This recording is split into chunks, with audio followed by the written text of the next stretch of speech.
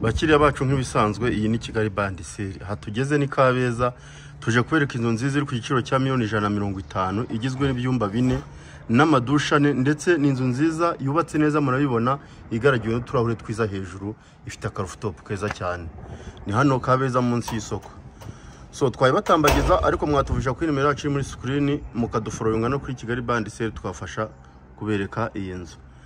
Reka tubatemberezemo imbere murebe ubwiza bwayo.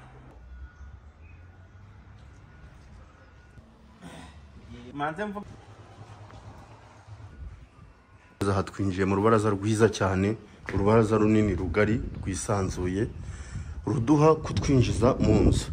Urubaraza rwiza cyane uko mubibona kanige heri bereke, iri no muri quartier nziza. Iyi nzu ureba quartier ituyemo ni inzu nziza wakigurira ku giciro cya $150,000 ukayegukana no kuri kaburimbo Kabeza, ahantu heza cyane.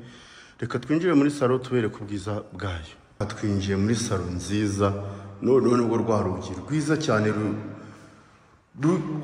rugize salo winjiriramo nibwo urubona neza. Reba amatara ari kuri gypsum, mu by'ukuri ni salo yisanzuye imeze neza cyane.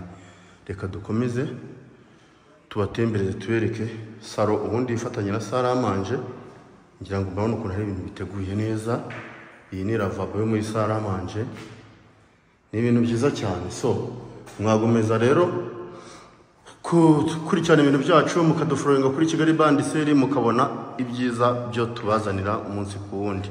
Reka twinjire mu byumba tubereke ubwiza bw'inzu. Aha twinjiye ni muri chambre principale nziza cyane, irimo garde-robe nini. Ni chambre principale yisanzuye ngari cyane nkuko mubibona, ifite nayo plafond ya gypsum, igizwe n'ibyumba 4 na douche na toilette 3. Turabereka icyumba kimwe cya chambre principale, ubundi mwadusura tubafasha kwibagezaho tukabereka n'ahandi. Reka mbereke kitchen y'iyi nzu. Iyi ni douche rero ya chambre principale, murabona ko irimo neza mu cyumba. Ugahita winjiramo ugakaraba ukagaruka mu cyumba cyawe nta handi ukatiye. Ikaba ifite n'ubwogero bwiza bw'ikirahure, ngira ngo murabona ko ari ibintu byiza. Aha ni mu gikoni twinjiye, ahantu heza cyane naho hakoreshejwe n'ububati bwiza cyane.